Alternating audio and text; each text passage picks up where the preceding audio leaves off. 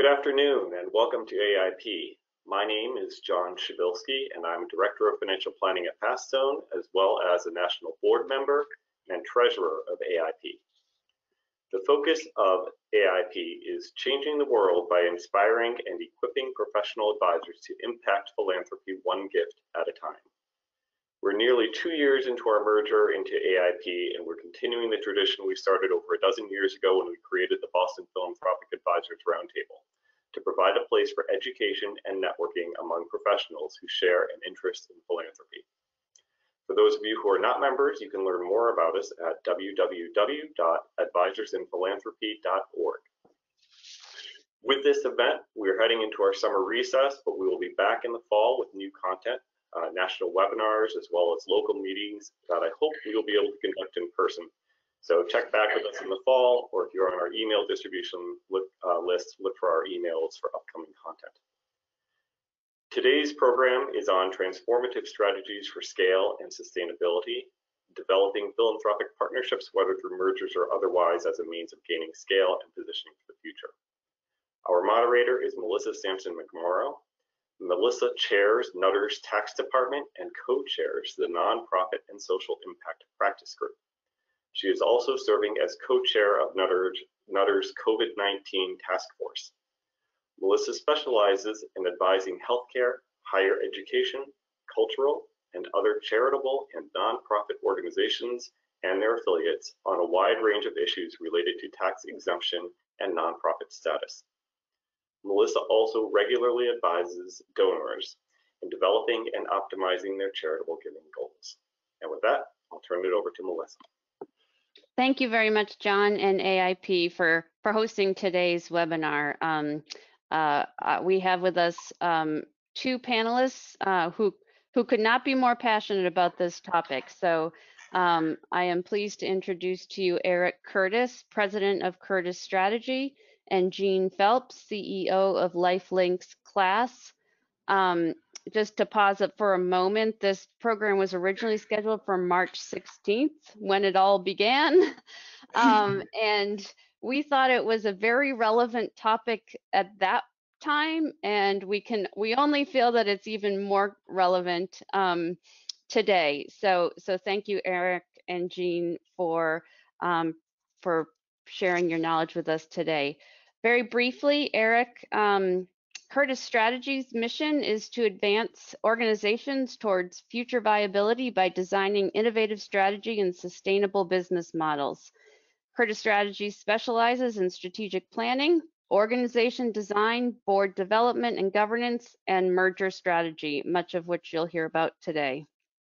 Jean, CEO of LifeLinks Class, is a veteran of considering scale and sustainability.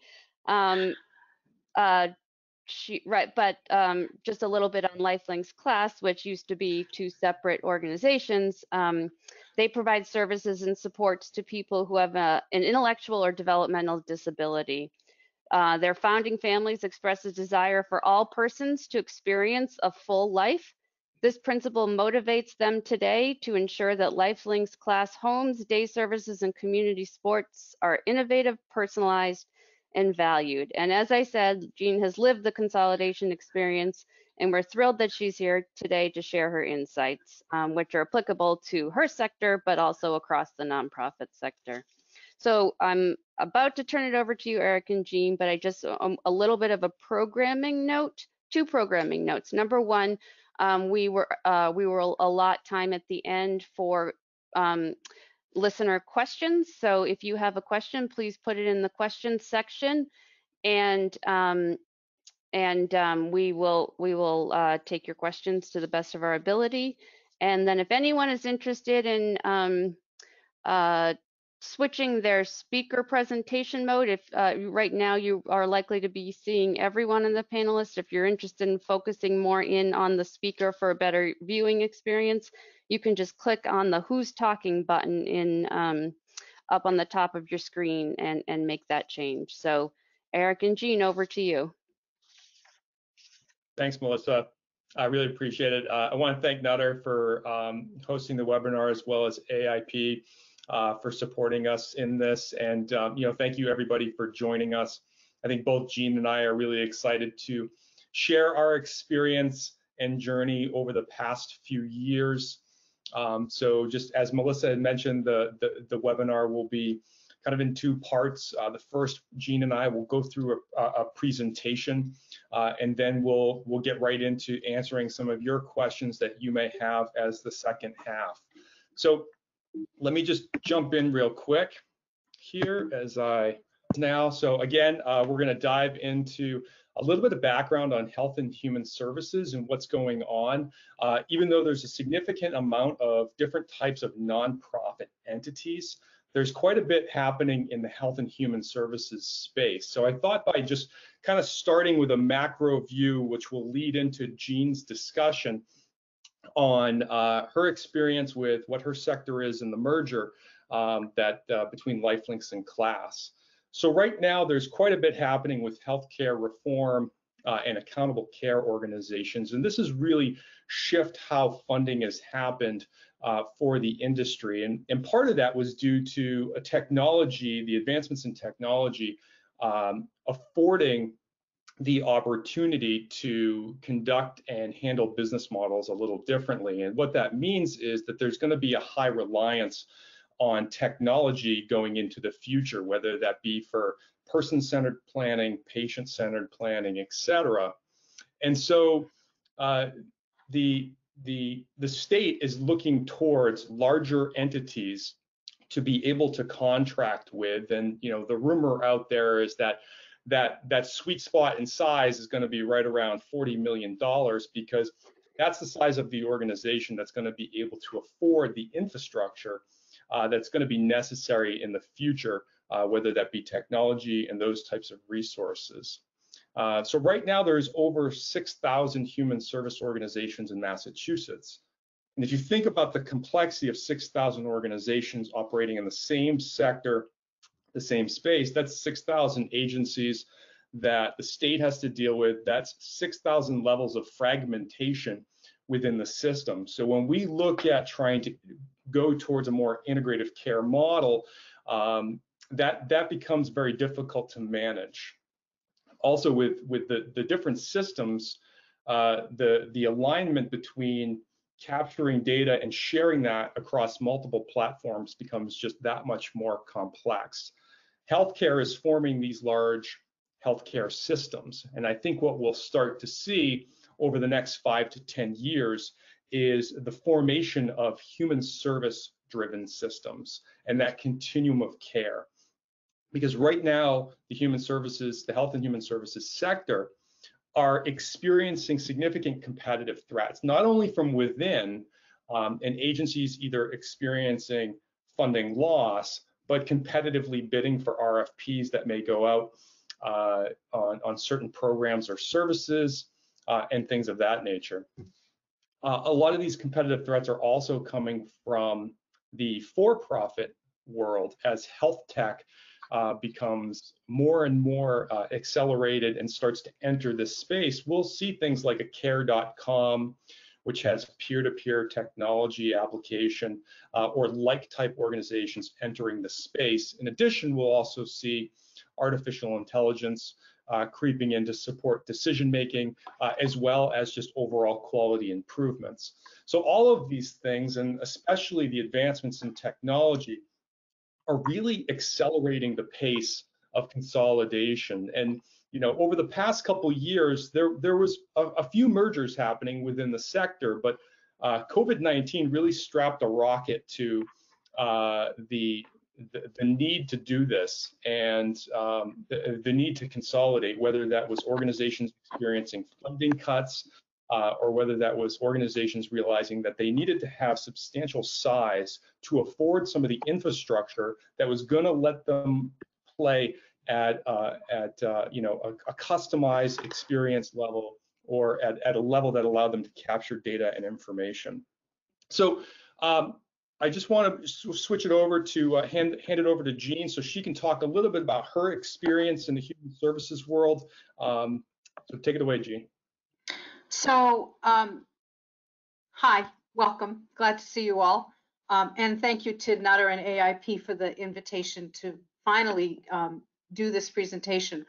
I think what's important for us going forward is thinking about the three things that drove the merger that we engaged with Lifelinks and Class, but it's also continues to be relevant today. So we're going to try to, in this presentation, talk to you about what life was like pre-COVID, and here we are 14, 15 weeks later, and how the market and what we're doing is being shaped and influenced by the result of the coronavirus and where we find ourselves now. So back then, when we were thinking about, what made mergers, acquisitions, partnerships work for us, it was the financial reality, much of which Eric has already spoken to about in terms of the pressures in the market right now. But there's also a really important piece that's related to relationships, and that's the relationships between and among organizations, and searching for those relationships and building off of the partnerships that you might already have. And that was really important to us in the merger that we went through, and it's actually important to us now because, believe it or not, we're starting to think about doing some more. And that's the reality of where we find ourselves today. The other big piece was we thought we were looking at systems change, 6 months ago. The system that we are working in now has radically changed in 14 or 15 weeks and is still continuing to change. So to sort of better illustrate that for you, a little bit about the sector that Lifelinks Class plays in and the work that we did relative to the merger. As Melissa described, we work with predominantly individuals with an intellectual or developmental disability. In a nutshell, that means that the vast majority of people who we serve and support learn at a much slower pace, and that their cognitive abilities are limited by their intellectual or developmental disability. So our folks need lots of supports to get through their day, but our individuals have varying level of needs. So we have some people who have really high levels of personalized intensive care needs, and then we have some folks who are really quite capable and can function pretty well in society, and we try to run a service network that supports them throughout their life and across all levels of disability within intellectual and developmental disabilities. That does feel very narrow, and later on we'll talk about how we're thinking about changing and expanding the services that we're offering. The history of developmental disabilities in this country, and specifically in Massachusetts, large state-run institutions as recently as the mid-1970s with Fernald and Wrentham and Belchertown, large state-run institutions transitioned to a large network of community-based providers, of which Lifelinks and Class, and now Lifelinks Class is one of those community-based providers, and the focus on individual services and supports is the underpinning of what we do. But it's important for you to understand that as an industry and as a field, our service network is relatively young, and we've gone through an awful lot of change in the last 40 or 50 years, and we're facing probably the most significant changes to come in our sector as a result of COVID-19. So we're living history as we're doing this presentation with you right now. Funding for us, there's a giant billion-dollar budget for DDS services. That's the Department of Developmental Services in the Commonwealth of Massachusetts. It is the largest sector of the Executive Office of Health and Human Services after Mass Health. So it's a pretty sizable budget. Our rates of reimbursement and our dollars to support the work that we do for the vast majority of agencies in this space, we are getting our funding from the state. The state sets the reimbursement, monitors quality, brokers referrals, and access to services. So it's very much controlled by our funders, and providers who meet the need and go beyond with with really good, careful fiscal and programmatic management, people who can get creative with philanthropy to augment what the state doesn't provide are the providers who seem to be do better in this space. So let me toss it back to Eric in terms of where we are with themes across all of the sectors of human services. So we work with 4 main sectors in the nonprofit space: healthcare, higher ed, associations, which are your 501c6, as well as human services. And the themes that we're seeing across all of these sectors are identical. So we are seeing an advanced pace of market consolidation, meaning mergers and affiliations are really picking up, even in higher ed, which traditionally has not been the case. The level of organizations that are chasing advancements in technology are starting to realize that they need larger infrastructure and larger systems to play in a bigger, whether that's a geographical space or a more diversified space. And then looking at talent acquisition, before COVID-19, there was a workforce crisis, and I would say that's probably continuing, maybe not as extreme, into certain sectors with certain areas of focus. But there's also another thing happening with talent acquisition, and that's these organizations are in need of a different type of talent. So the actual skill sets needed to drive over the next 5 to 10 years are rapidly shifting towards technology. In fact, we ask a lot of our clients, or suggest that you should consider becoming a technology company that has great service versus a service company with good technology, because everything is moving towards digitization and the ability to track information on people at a very detailed level, whether that's to improve the quality of their life or improve an outcome in which you serve. So these technology advancements are also changing business models. They're offering new ways of delivering service. As I had mentioned before, peer-to-peer technology solutions is something that is changing the game in human services. But there's also other things such as that the virtual space is creating that is shifting business models, whether you're in associations or higher ed or health and human services. And so the board of directors of a lot of nonprofits, whether they be 501c3s or 501c6, really need to be kept up to speed with a lot of these landscape changes, because they're accelerating and the pace of change is just ever increasing, and that pressure that leaders are experiencing is significant, and that really goes across the board as to whether an organization is small with a budget under $1 million, or whether they're large and they're 100 million plus. The timeliness of decision making across all organizations and all sectors is going to rapidly speed up, or the need of it to speed up. And so this discussion is really, and this is kind of a segue back over to Jean, but and her journey. But there's 3 main obstacles really to talk about when we're dealing with mergers in the nonprofit space, which may not be as applicable in the for-profit world. But when 2 organizations are coming together and they're merging, the 3 big issues and the 3 big barriers in a merger have been brand, board, and leadership. So when 2 organizations combine into one, there's 1 surviving brand, 1 surviving entity, 1 surviving board, and 1 surviving leadership team. So this creates a significant challenge in the nonprofit space, which has not been traditionally business driven, or in a position where they're making a lot of these tough decisions that would come along with workforce reduction or cuts, or achieving some economies of scale. And so when we look at these obstacles, there is an opportunity with an affiliation model, which we'll talk about in a little bit, that circumvents these major obstacles. And I think it's worthy just to note that the majority, if not most of the mergers that we have done with nonprofits have had a CEO retiring on one side, which I think afforded the opportunity or the inroad to kind of get around that leadership issue. But what I'll do is I'll switch over. I'll have Jean talk a little bit about her journey with Lifelinks class.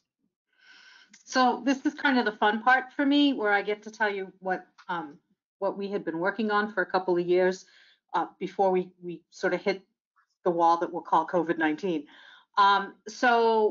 Two organizations, Lifelinks Class, both with long standing but slightly different histories in terms of services and supports to individuals with disabilities. But again, both organizations feeling that our core missions around defining what's possible for people with disabilities was the heart and soul. So in the beginning, you know, this organization, this merger started with a conversation between the former CEO of Class and myself over lunch one day. And that goes back to that original slide where I presented, where I talked about the relationship journey, and that you need to have those personal relationships in order to start this conversation. So he and I had lunch, and he basically said that he was concerned about the future of his organization, and he was staring down the barrel of retirement and was a little bit worried that his organization was smaller and maybe not as diverse, and might not be there. And I love this slide for you guys to kind of see. This is what these organizations do, and these are the people who we support, and these are the kinds of activities that happen. So we stood up two groups, one from each, representation from each organization. So board members and senior staff of both of the organizations came together to do the work of the merger. And some of it's pretty much pro forma in terms of what you would expect to do. But where we started in terms of beginning the work is we kind of took the two agencies and stood them up side by side and said, okay, so how do these two agencies compare? Lifelinks has a little bit longer and richer history and a more diverse service network. And we were founded as Lifelinks. Actually, we were founded as the Arc of Greater Lowell back in 1954. And Class was founded in 1976. Lifelinks, about a $17 million budget. Class, you can see this slide in terms of sort of where we stood up. A lot of crossover in some ways in terms of some of the services and supports, but the thing that you will note here is that there were a lot of places where we didn't cross over in terms of the kinds of service models. So Lifelinks had a particular expertise in supporting people in terms of residential and individual support services. Class had really developed an expertise in community-based and employment services, and that forensic CBDS, which means nothing to you all, is if CBDS stands for community-based day supports. And we, one of the neat things about Class is, and it's one of the things that we shared on the Lifelink side, is that we have a capacity to work with people who have a forensic history, who've been court involved, who may have an overarching connection to the legal system. Oftentimes it's around inappropriate sexual behavior in the community. Some of them are registered sex offenders. So there's a risk in that, inherent in that population. And both organizations had developed a capacity to work with those groups. So there were places where you could see we generally connected, and then there were other places where these two organizations coming together, you could see, would create a more rich and robust service network. So that was one of the things that was super important to us as we started. And then we sort of, the other thing that this group did is we really had to explore between the two organizations, why the hell do you want to do this?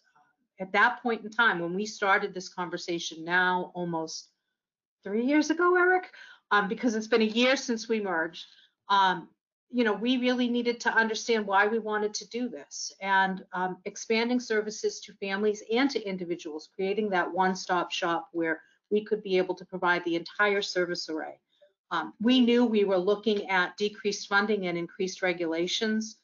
It's the hallmark of human services right now, and that drumbeat continues to be banged on even throughout the period of COVID-19. So we knew that this was something that, you know, we were going to have to deal with. Improved asset utilization, improved quality and service delivery. These are just sort of some fundamental things that you hope that you're going to achieve as a result of doing your merger. Innovation and new service models. We obviously had some places where we were crossing over, and we had lots of energy and enthusiasm about creating some new services and supports. savings from redundant functions. The first time we sat down, quick back of the envelope calculation, immediate $500,000 savings as a result of engaging in a merger, just eliminating redundancies within the two agencies. Expanding asset to staffing talent. Eric had spoke about the fact that 3 years ago, it was really hard to recruit in our sector. It was really hard to find really skilled, capable individuals. We were going to have better buying power, and we were going to have better cachet in terms of trying to invite people to come in and work with us. And then geographic expansion with turnkey programs. We've now, got the ability to support people across the entire Merrimack Valley, Greater Lowell area, which is a pretty large geographic sector. So once we got the whys out of the way, then we had to kind of go through the process and figure out what we wanted to do. So I told you we had a steering committee that was made up of representatives of the two organizations. That committee would go back to the board, respectively, and seek agreement around what we needed to do and when we needed to do. We hired professional services, so both agencies had their own independent counsel, and then Melissa was the counsel for the deal. Which was really important. So we had each agency had an independent voice, and then we had someone who was looking after the final product. So we stood up a letter of intent, confidentiality, and exclusivity agreements, which look very much the way that an M&A agreement process should look. And we stood up some terms with regard to what was going to be the surviving brand. And there's a funny story about it. We probably don't have time to tell you that way, but we thought that the surviving brand and the surviving entity initially was going to be Class, and it ended up actually being Lifelinks. And we've held on to both names in terms of the brand. The board, I think, again, because we spent so much time working together, we got over those board hurdles pretty easily. And the leadership piece sort of worked out because of the retirement of the previous CEO. And the COO who had stepped into that role was willing to stay on in that role in the new larger merged entity. So we got past those questions fairly easy on in the process. A lot of time, a lot of energy, and a boatload of money was spent on due diligence, financial, human resources, legal, operational. We really needed to spend the time to get to know each other. I'm glad we did it. In hindsight, I probably wouldn't spend as much time doing that at the next go round, but it was a good learning experience and a good learning lesson for us for the first time out.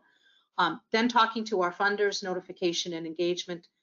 As we said, all of our funding comes from the state. So our funders needed to be notified that the merger was happening, and they have to make assignments of the contract dollars that are associated with the individuals who we support. That was a little bit cumbersome. The state really wasn't ready for the merger process to the extent that we would have liked them to have been. I think we helped educate them through this process, and I think they're better prepared for this going forward. Governance, communication, and implementation plan. We had more plans than Carter's has little pills. That's a phrase that my father-in-law would use. God bless you. So here's the deal. It made sense to have lots of plans because the plans gave us the roadmap for where we wanted to go and when we wanted to get there. So we ticked off these boxes pretty well in terms of making sure we had those things in place. And then the definitive agreement, the deal closing, and the integration. Where this got hung up, because there were a few hang-ups, your banks, they like to weigh in on everything, and then they bring lawyers to the table, and their lawyers need to talk to our lawyers, and then our lawyers have to go talk to other lawyers.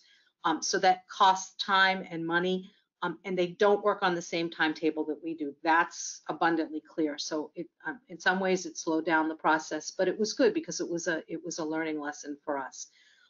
So the lessons that are sort of the takeaway for us now that I get to reflect a year later in terms of how this worked. We did go really, really slow. It took us 2 years from start to finish, from the first conversation to actually signing the merger documents.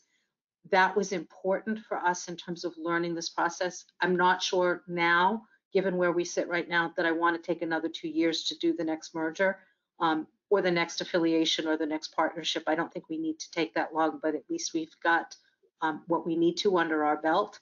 Having the steering committee was huge and wonderful, and a huge support to both organizations to know that there was a group of people who were carrying the water around the merger process. Don't assume that your bank's going to be right with you on this. Don't assume that your funders are going to understand everything that you want them to understand on the timetable that you want them to understand it. And you have to be prepared to sort of take the lead and drive that.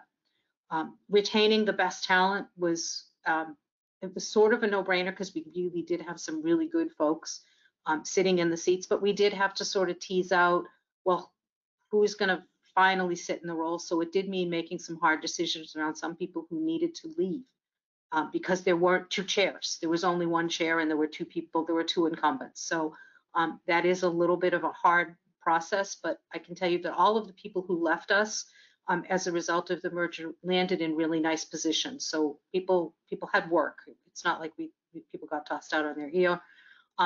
Anticipate your workload to be 30% more than you thought it was going to be. And maybe even more, but that's sort of what it worked out to be. It definitely is a time suck in terms of getting it done, and the cost of the deal, which again we'll talk a little bit about further on down the road. But I think all in all, all in for both organizations, it cost us $300,000 to effect the merger. Now, granted, we saved a lot of money, but that was cash, $300,000 in legal and due diligence fees. So 1 year later, it's funny because when I thought about 1 year later, it was originally thinking about 1 year later in March, but now really 1 year later in June, because we were a year ago today, we were 1 week away from the deal being done. We are a full service agency. We do cover the entire Merrimack Valley and Greater Lowell area. Up until March 17th, we had a very, very strong budget. We're doing okay at this point in time, even in the time of COVID and the impacts of that. But there has been a gut punch as a result of what's happened. We definitely have much greater latitude and much more flexibility to meet the needs. We've got a really robust team of program level people who've been very responsive, and I think that that's really been a wonderful plus. We've got some new residential models, and residential services continues to sort of be the heartbeat of the organization, and it's the thing that's continued to operate pretty much without any change during the time of the pandemic. But we've got some new programs coming online, and I think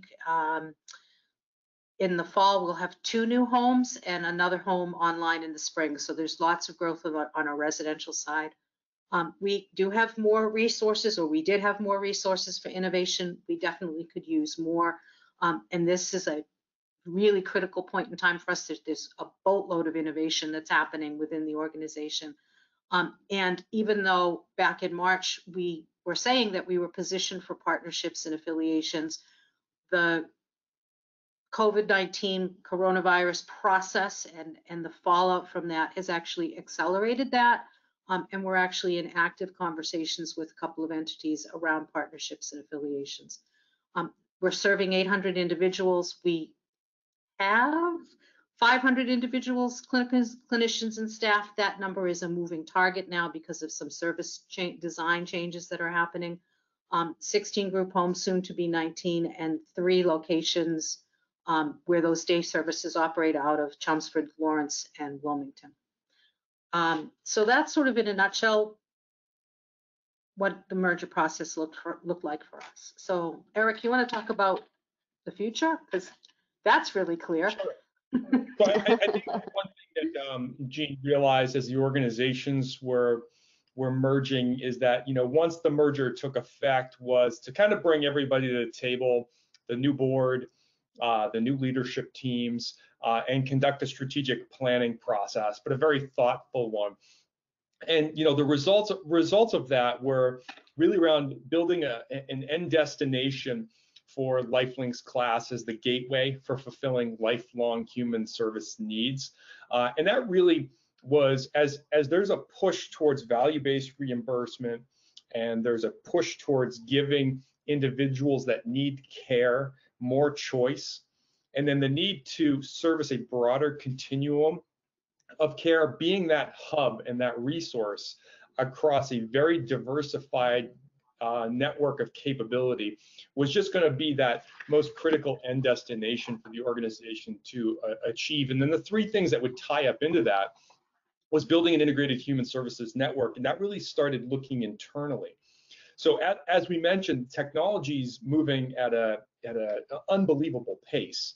And so shoring up the infrastructure of the operations so that they could have a solid technological foundation to bring new partners in, but shore up currently what they're doing, whether they had fragmented systems, whether they want to do person-centered planning, which would also be a leverage point in future discussions with other agencies.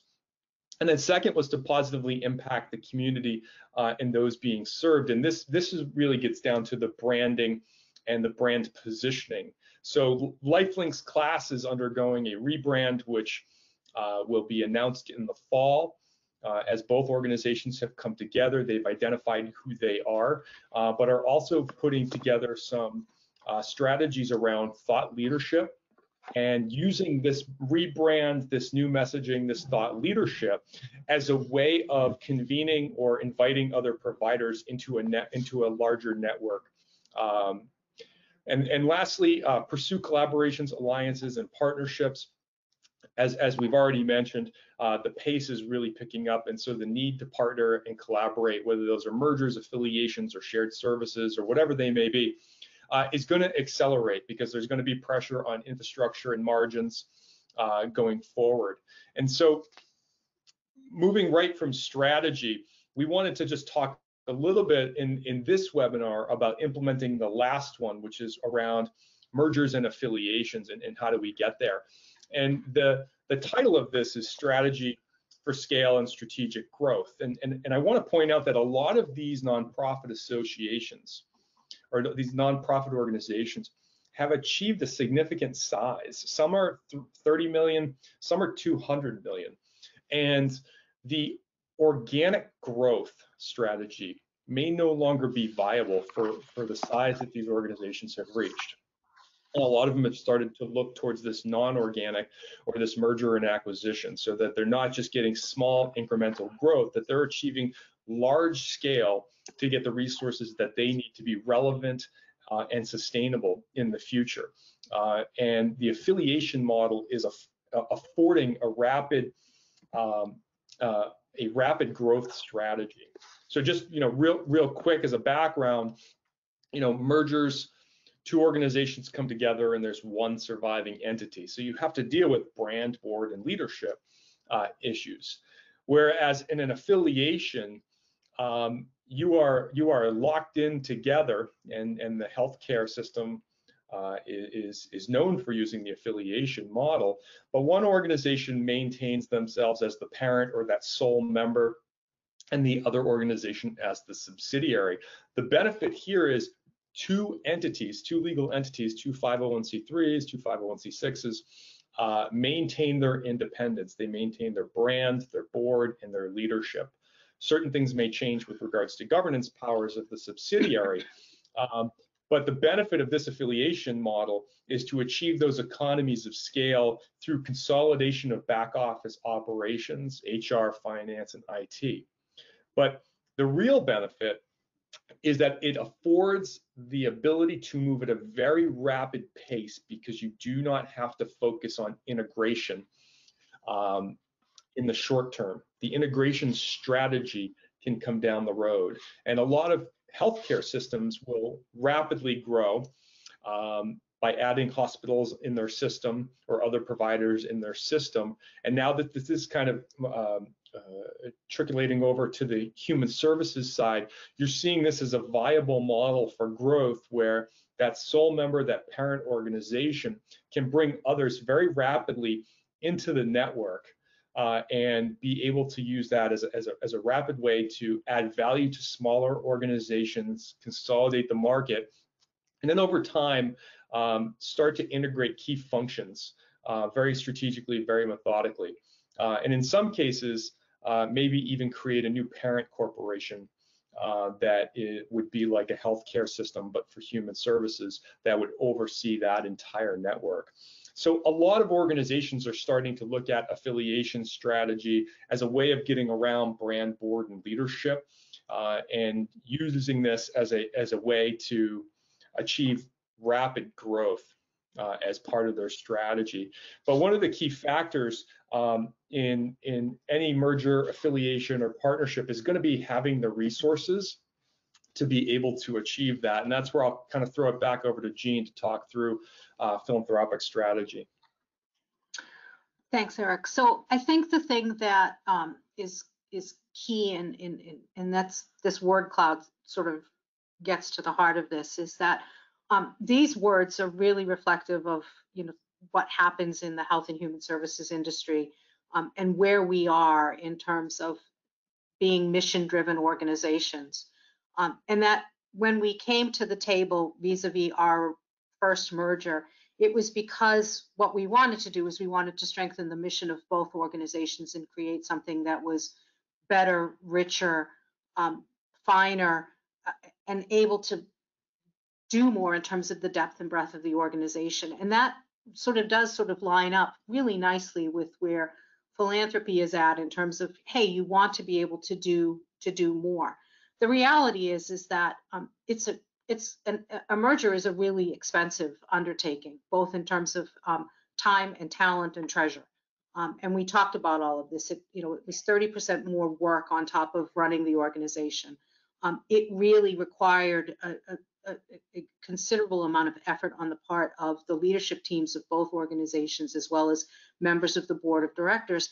And it cost a lot of money. It was about, so we ended up being a $30 million organization, and we spent $300,000 to become a $30 million organization. So it was a pretty significant and hefty lift. And the struggle that we had, or the challenges that we had, was figuring out how we were actually going to fund this merger, which actually we ended up just straight up funding out of cash.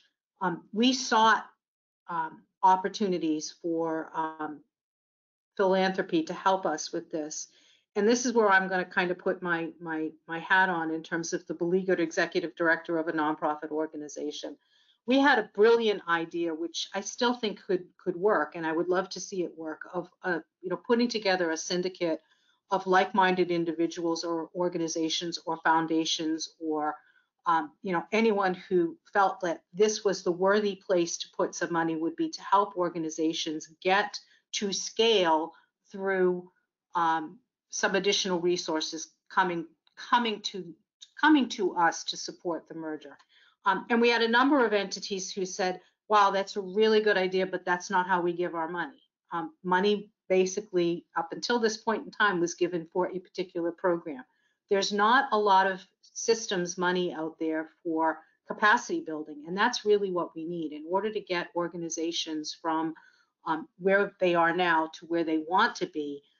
It's the capacity that organization has to get there that's going to be the challenge. And it was one of the things that we really struggled with initially around, geez, should we even do this? Because it's going to cost a lot of money to get from point A to point B. But we were so enamored and we so strongly believed that the organization that we were going to create was going to be much more effective, much more efficient, that it made sense for us to spend this kind of money.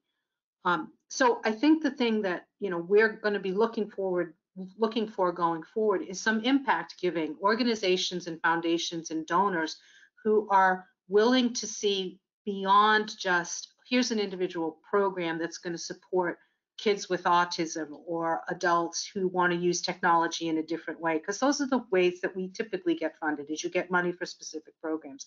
But instead, you want to see the impact of your dollars and sort of raising the entire organization up to a different level. And then you're going to really see the impact, because you're going to see those measures of efficiency and effectiveness.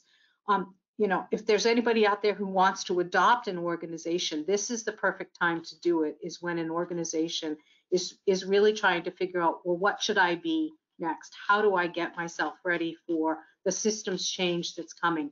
How am I going to make sure that the people who I serve today, who have a dependent, who who are dependent on me and have a societal need are still going to be able to get that need met in the future. So the future is here, and it came in some ways really quickly on the back of a little teeny tiny virus, and it's causing us to have to rethink who we are as an organization, what our conversation with philanthropic partners is going to be in the future going forward, and what the role of government should be in this, because one of the things that we're really struggling with right now is that government didn't have all the answers for us in this time of COVID-19. They still don't, and that we really do need to, that term public-private partnership, it's a little trite right now, but it's really super important.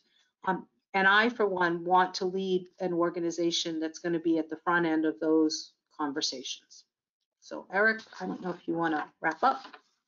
No, we appreciate everyone being in attendance, and we welcome the questions. If you want to enter any of your questions, either for Jean or myself or Melissa, into the questions sidebar, we can go ahead and answer those.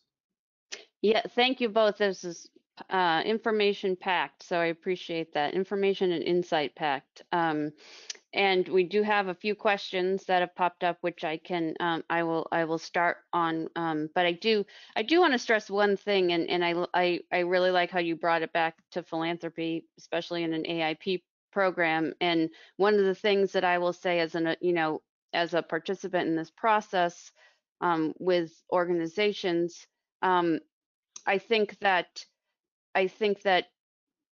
you can't underestimate the strain that this puts on the organization, and nonprofits to begin with are not are lean and don't have a whole lot of excess capacity in their human resources, and so that's one of the things that I always notice is that these executives, board members, staff work incredibly hard to get their organizations in a better place and to advance their mission. And so I don't want that to go unnoticed. And that's also, additional violent agreement on the capacity building piece of funding. But the first question we got, I think really is from both of you. So you've answered a couple of these. One is, how can funders help organizations surmount these barriers? Are there examples of how philanthropists have offered support to board and staff leaders as they consider how and whether to merge? And so you've given one example of the syndicate philanthropy. I know there have been funds out there, and I think there's probably a sense, would you agree, that there could be more? Yeah, so Jean, Yeah. I can start if that works for you. I think one of the challenges that we see is that the size of the giving related to the size of the expenses that mergers cost, there's a big gap there. A lot of agencies have typically seen, the $5,000 to $10,000 size grants when organizations are incurring $50,000 bills here, $75,000 bills here in relationship to the merger. And a lot of times that's just to get the merger done, right? That's to get it to the finish line with professional services and the due diligence process. That might not even, look at rebranding and the cost of rebranding, which, a lot of organizations are in desperate need of, and it may not look at other integration costs. As you move from being a 15 plus $15 million agency, now you come together and you're 30 or 50 or 75. The level of complexity has been amplified, and significantly so, that it puts a burden on all of the systems that a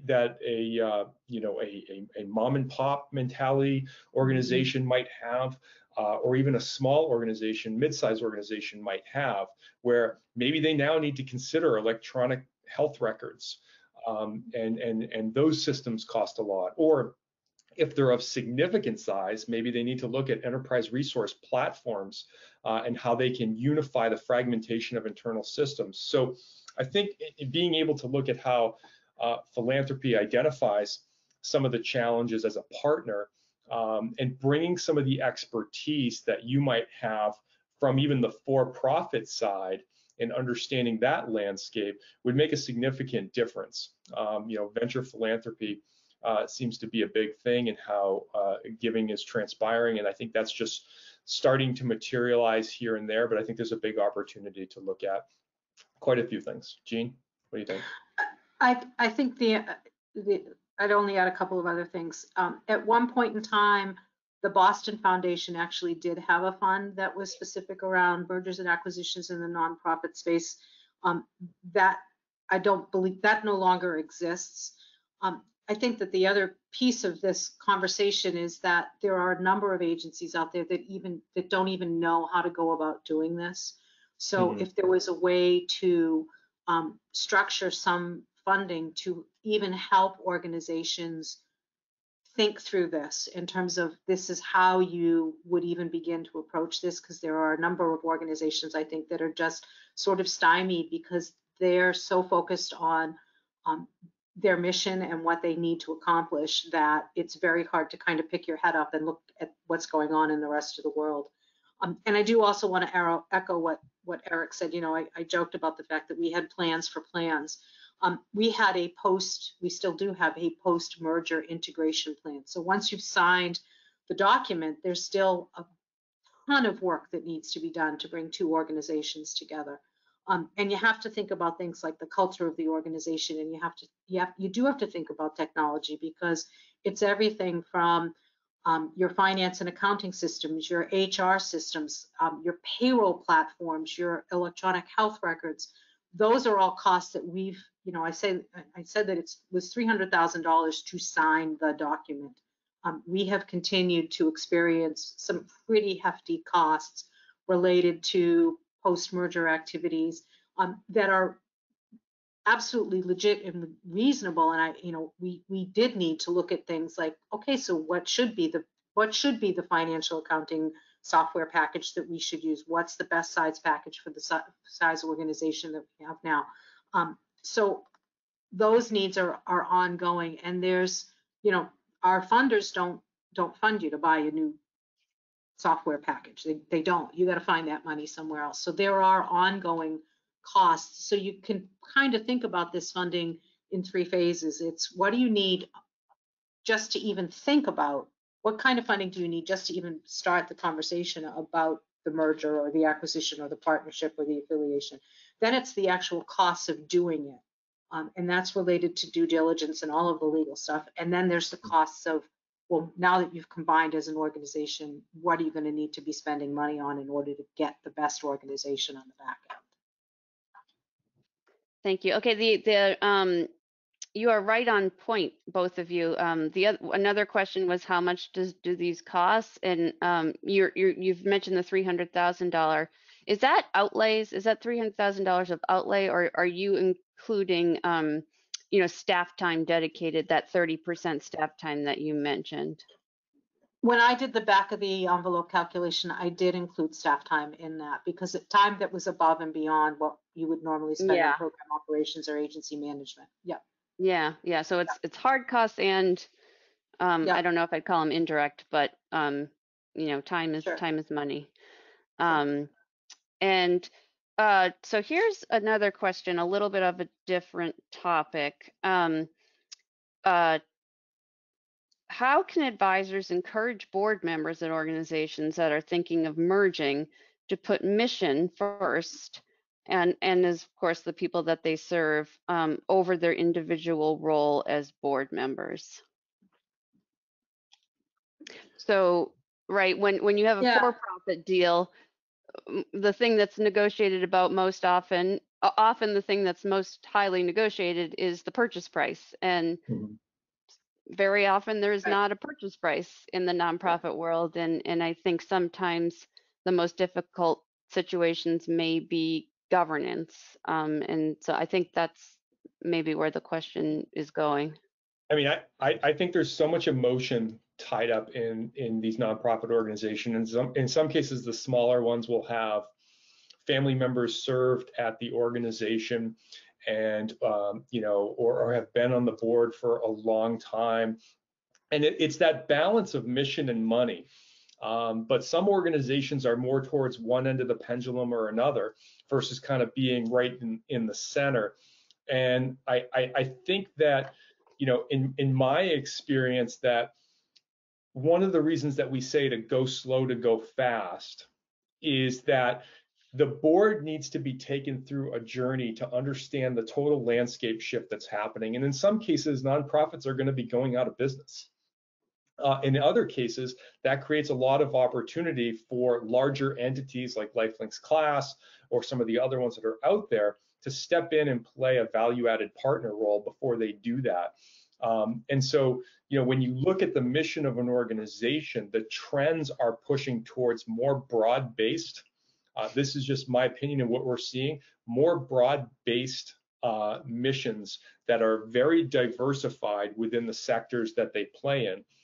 And I would account that, I would say that's due to a lot of what's going on with technology, is the competitive landscape is really heating up and it's driving that. But again, a lot of the boards don't see that. And so either keeping them up to speed on that or walking through a very methodical process that will allow them to digest major decisions in a timely manner, whether that be around brand, board, or leadership, or just kind of, the concept of merging or affiliating in general. I think the other thing is that, we are going to look for partners who have a strategic plan that aligns with our strategic plan. If there's an organization out there that, just basically wants to sort of live in its own little space and continue to support the individuals that they've historically supported in the ways that they've historically supported, that organization's probably not going to be ripe for entering into a network where you're going to be partnered with a whole bunch of other organizations who do a lot of, varied and different things. So again, that comes back to, having that relationship and kind of knowing who your partner is. And I think that's really, really critical, because the board of that organization were the writers of that strategic plan, basically. So if strategically the organization isn't aligned with you in terms of where you want to be going, in terms of what you want to achieve as part of the merger, I would say neither entity should waste their time. You have to make sure that you're sort of aligned in terms of not only your mission, because again, most human service agencies who work in our space, our missions are very similar. It's what's the strategy behind that mission, and if those strategies aren't aligned, it's not worth the effort. Mm-hmm. Well, thank you very much. We're exactly at our time. Very well done. Thank you so much to both of you for sharing your information and insight. Eric and Jean's contact information is on the screen below. We will be distributing a recording of this to attendees so that you can have that contact information. I'm assuming it's okay if people want to reach out. Yep. So feel free to do that. And just in closing, thank you so much to both of you. And given that Jean mentioned state funding, I'm just going to mention a couple of other educational or informational opportunities this week. And you can look at the Nutter website with Senator Michael Rodriguez, the Senate Ways and Means Committee Chair, talking about the Massachusetts budget. So if that is of interest to any of you on the call, I encourage you to look there, as well as payroll protection plan developments as well this week. So thank you to both of you. Thank you to AIP, and we hope everyone has a nice evening. Thank you for having us. Thank you for having us. It was wonderful.